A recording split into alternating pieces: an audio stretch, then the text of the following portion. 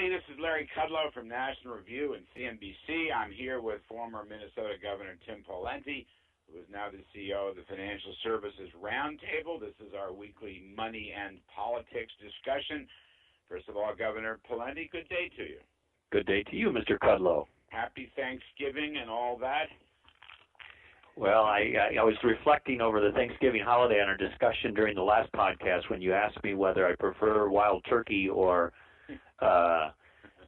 another bourbon or whiskey, but I can't remember. I think it was Jack Daniels. I said Jack Daniels, but I got a call from one of my friends who said, wild turkey is a Tennessee, processed bourbon, and it's all a different league than what he considered kind of lower level Kentucky mash whiskey. So I thought I should just share that context with you because I know that's on top of your mind. Yeah, very top of my mind. Not having had a drink in almost 20 years. Whatever. I want to talk to you about important speeches yesterday at the Wall Street Journal CEO conference, kind of outlining the Republican agenda, it seems to me. Congressman Paul Ryan, who's the incoming Ways and Means chairman, talked about taxes and other things. And new Majority Leader Mitch McConnell talked about the same stuff. Now, first up, no government shutdowns, no budget shutdowns, and probably, Governor Pawlenty, no long-term budget for the next year. They're going to go a continuing resolution. What do you make of that? Is that the right strategy? Well, it's underwhelming to say the least, but it probably reflects the reality as they perceive it, which is this president isn't going to sign dramatic or bold, comprehensive, pro-growth tax reform into law, so they're going to set the stage for that after the next presidential election and focus on, raising the issues, but maybe focusing on business tax reform, again, which isn't the whole loaf, but a half of a loaf is better. And unfortunately, they're inability or unwillingness to tackle a longer-term budget solution, is underwhelming as well. But again, from their standpoint, it reflects the practical reality of dealing with the president, who's just in a very different place than they are. I want to get back to tax reform a lot, but I just want to go on the budget itself, the so-called continuing resolution, which I don't know what the length would be, whether it be 60 days or 90 days or whatever. Senator Jeff Sessions and others want the Department of Homeland Security to be defunded regarding President Obama's executive order, so-called immigration reforms. Now, I regard myself as an immigration reformer, but number one, it's not an executive decision. It should be a legislative decision. And number two, I didn't think much of what Obama had to say. But is it sensible? Should the GOP do this? In other words, keep the immigration funding out, but get the other funding in. No government shutdown, but just keep the immigration funding out. Well, it's technically possible, I suppose, Larry, in setting aside whether that's good politics or policy, but I think it is technically possible. And, jumping back just for a minute on your point about the short-term nature of what they might do, keep in mind they have an entirely different hand to play 60 days from now or 90 days from now with a Republican Senate, because the package that they're going to be able to construct congressionally is going to be more unified, and their hand relative to negotiations with the president is going to be strengthened. So it isn't the worst idea to wait 60 or 90 days until they get the rest of their team members on the playing field to then have the showdown or the negotiation for the longer haul with the president. So, but to answer your question, yes, they could do that technically. I know, and I like it. I think it sends a shot across the bow. I think this immigration stuff just simply cannot be permitted to go through. But also, as you may know, Tim, a continuing res spends out at last fiscal year. There's no increase in the current services baseline. And I like that a lot. This is something we used many years ago with Reagan. You can knock off $20, $30 billion in the so-called discretionary spending, and I just think that's good budget policy.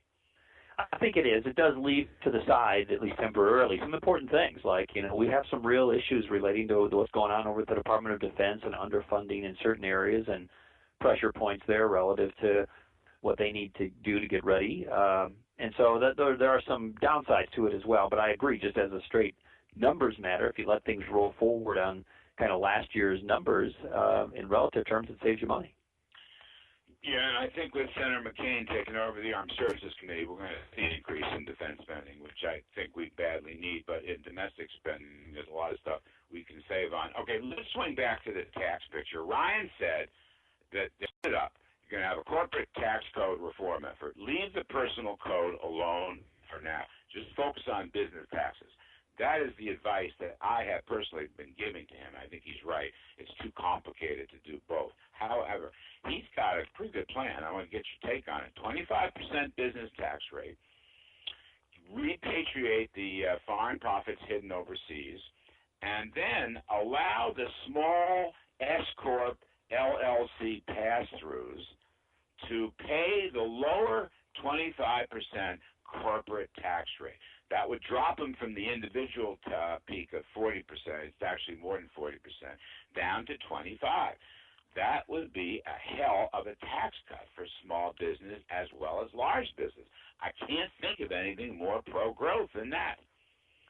Yeah, no, I think that is a directionally a good approach, and there's probably some other details that will come up that will get some attention and some debate, but I think directionally that makes a ton of sense, Larry. But just to be clear, pass-throughs, the so-called subchapter S's, the LLCs, and then for our listeners, these are entities that are companies, but the income flows from the corporate entity to the individuals, and the income gets taxed on the individual's return. So in your view, and in Congressman Ryan's view, are you saying then they would have those proceeds on their tax return taxed at the 25% corporate rate? That's correct. That's correct. Yeah. These are small. By the way, I'm an LLC. And I look forward to this reform. I think it's terrific. I don't want to have a double tax. Why not just a single tax? Actually, the whole corporate code could be revised along the same line, but they're probably not going to do that. Now, I just think that that's a marker in the sand. I think that's good Republican tax policy, and I think it's good pro-growth tax policy. Yeah, I agree with all of that wholeheartedly. And as you know, the problem we have now is for many companies, they pay probably much less than the sticker rate for a tax code because they get a bunch of credits, deductions, and exemptions, so their effective rate is much lower. But some companies do pay at the higher rate, and it's unfair. The playing field is uneven. So this would try to make it a more even playing field, a lower rate, less tinkering around government giving away certain exemptions, credits, and deductions, but would be pro-growth, and I think would be less burdensome on our economy. And I think the Wall Street Journal is right this morning. Why should the Republican Congress make a deal on all these cronyist corporate welfare so-called tax extenders? I don't want more deductions and credits from lobbyists. I want clean, simplified, lower tax rate reform. I wouldn't pass this extension package. Well, the extenders in there, some of them, for example, the R&D thing, if that expires, that would be significant and probably adverse to investment in R&D. So there's some of them that you think you'd want to think twice about, I think, Larry. But you wouldn't need it. You wouldn't need it at the lower rate. The lower rate makes the value of those deductions, way down, low. You don't need it. All right, so let me ask you this. Would you keep the home mortgage interest deduction? Well, look, that's a personal. I would wait on that. That's a personal. Oh, you're just talking corporate now. All right. Right, I'm just talking corporate. See, even in the individual side, if I could get the top rates, if I get all the rates down, if I could go to like a modified flat tax on the individual side, again, the value of those deductions is greatly diminished, and you don't really need them. You might save them for some middle-class family. I don't know what the details would be. But on this stuff, they got all kinds of whacked-out extenders that are nothing more than lobbyist provisions. Lobbyist provisions, that's all they are. Well, the other thing, there's a little bit of alchemy going on around how they account for these, because the budget period by which they measure financial impact on stuff is 10 years. And so if they say something is temporary, that it's not really going to go on forever, even though everybody nods and winks and knows it is going to go on for the longer haul, then they don't have to account for it. If it technically expires a year from now, then it doesn't show up in years 2 through 10 in the forecast going forward. So there's a little bit of cleverness or too cute by half accounting underneath some of this as well. Yeah, well, all I can say is Chuck Schumer wants a credit for mass transit commuters. Obama's got college tax credits. There's the wind tax credit. I mean, solar. Yeah. Well, his mantra is, we're not. Street tax policy.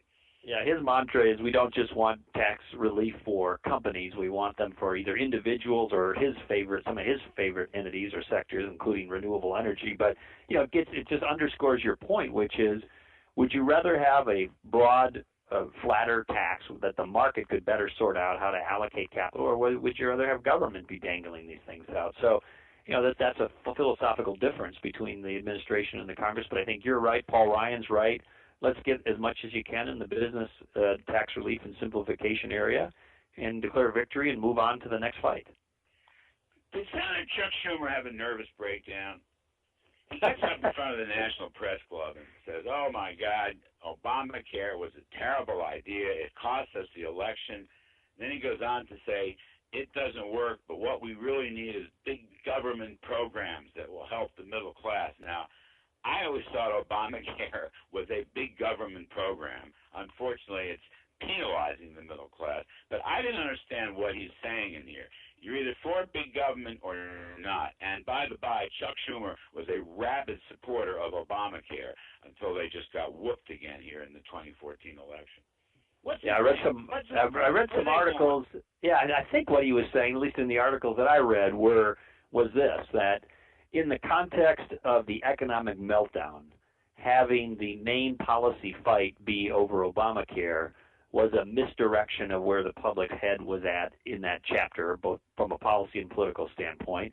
And two, they've had to live with the controversial legacy of that, and it's been a political drag on them for the 2014 elections. But then he went one step further after kind of criticizing, as you mentioned, Obamacare, and then say we should have focused on economic issues, and then he goes to outline a bunch of large government Obamacare-like economic proposals. So it kind of goes around in a strange circle, but I think he was saying we should have done, in his view, things like Obamacare, except done it in a broader economic argument rather than just on health care.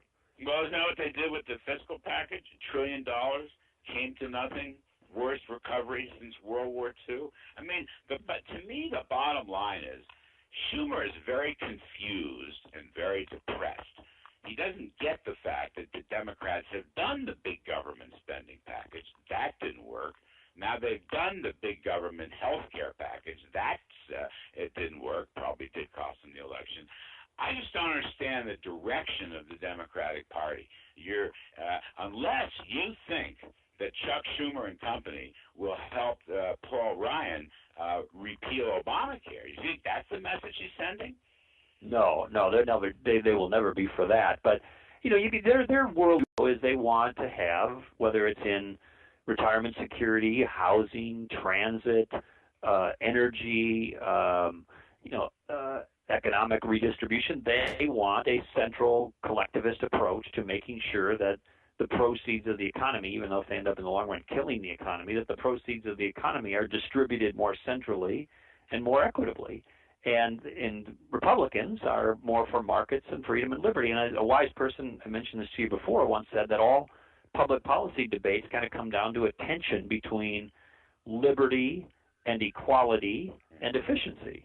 And the Democrats, want to use government as the vehicle for trying to equalize outcomes, and the Republicans are trying to say, look, we're for equal opportunity, but under the banner of liberty, individuals and markets decide that. So this is a classic tension, and these are just, I think Schumer and Ryan are talking about examples within that, but they fit under that big historic clash of ideas and values. And Mitch McConnell suggested this too. They're going to fire a bunch of bills at Obama, which will repeal parts of the Obamacare. Now, they may go for an overall repeal. That'll probably get beaten. But then they're going to go, they'll go for the mandates. They'll go for some of the tax hikes. They'll go for some of the subsidies. They'll go for some of the mandates inside the package. You have to have 10 or 12 things, which denies freedom of choice. That's the right strategy, it seems to me. Just fire bills, put it on Obama's desk, let him veto it if he's going to veto it, and you set up an agenda for the 2016 election.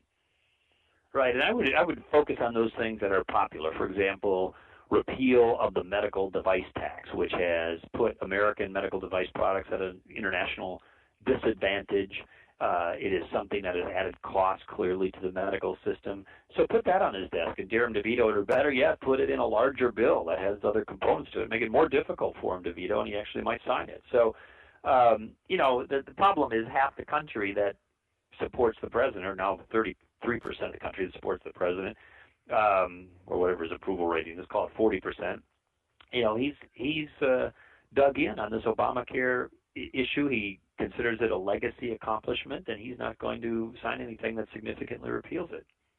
What's Hillary Clinton going to do about all this? So far, she said nothing on any of the issues. Nothing. What's she going to do about this? Well, she's out giving paid speeches and doing some other stuff between now and presumably kind of the middle of next year, and I think she's going to run. And in the context of the campaign, I think she will be, echo many of the same themes as President Obama. And whether she can morph or evolve into a different kind of president if she actually gets elected remains to be seen. But the street view of it is, she's not as liberal as President Obama, but that's not clear. That's not clear. She's very cautious about what she says. Governor, you get $300,000 a speech, don't you? Yeah. No, I don't, Larry. I do not. You don't? No. How's that possible? A distinguished man like yourself, she gets $300,000 from colleges, from UCLA. No, it's a really high rate. But given how given how much money her husband's made, I don't know how motivated she needs to be by money. Maybe she and Bill have made a fair amount of dough over the years, I suspect. Well, I don't want to enlarge in class warfare, because if she can fetch 300, she can fetch 300. But I just think it's pretty interesting for somebody running for president. Let me ask you on the other side of the coin. A lot of buzz about Carly Fiorina running for president. What's your take on Carly? Well, I know Carly. I like she could bring a lot to the field in the sense that she's smart. She's an accomplished leader. She's understands economic issues at a really good level. She's a good communicator. She's a hard worker. She's got a compelling, I think, life story, including being a cancer survivor. And she brings some gender diversity to the field. So I think she'd be a welcome and helpful voice in the debate. I'm also hearing a lot of buzz that Jerry Brown, governor of California, who just won in a landslide again, is going to run for president. What do you make of that? Oh, my gosh. Well, I'm refraining from laughing, but I will remind you, Mr. Kudlow, that our friend Art Laffer many years ago, advised one Jerry Brown as a then presidential candidate running substantially on a platform of a modified federal flat tax. Yeah. And he almost got the nomination that year. But that shows you how much their party, the Democratic Party, has changed. No, they were for. Great. Yeah. He called me in 1992. I'll never forget this. He was here in New York City too in March during the New York primary. He called me and asked for my endorsement, and I said, "Well, no, Governor, I'm not going to endorse you." He said, "But you're a supply sider. You agree with Art Laffer's flat tax." And I said, "Yes, sir, I do, but I disagree with every other position you stand for." But the funny part is you don't know what the guy's going to say. He could be a real thorn in Hillary's side, which I would find amusing. Yeah, he would be entertaining, I'll put it that way. So maybe he would bring an entertainment quality to the field and be interesting, but I don't think he'd be viewed as a serious candidate. All right. You got anything you want to raise? I think that covers it. Other than, I'll ask you one question. Is your friend and my friend Paul Ryan going to run for president, in your opinion? What I know is that he is a very good friend and one hell of a terrific thinker. He's going to really focus hard on being chairman of the Ways and Means Committee. That's what he's doing right now. He's in no rush to think further down the road than that. That's really his position. He wants to get some serious tax reform legislation through. He knows he has limits on things like entitlements or big bang budgets and things of that sort. But I think he wants to get the corporate tax thing through, Tim. And I think that's exactly what he ought to be doing. And then maybe everybody regroups in about 10 months and takes a look at the story. Well, there's a novel idea, a leader and public servant who actually wants to get something done. Yeah. Nice. I like that. And I watched the clips of him yesterday at the Wall Street Journal conference. They had it on video. serious, well-spoken, well-versed, articulate on all these issues, Tim. And it's just such a pleasure to listen to it. Just such a pleasure. Yeah, absolutely. Lucky to have him where he is. Well, I think that covers it, sir. Till next week. Thank you. Thank you very much, Governor Tim Pawlenty. I'm Larry Kudlow. This is National Review Online Money and Politics. Folks, we will see you back next weekend.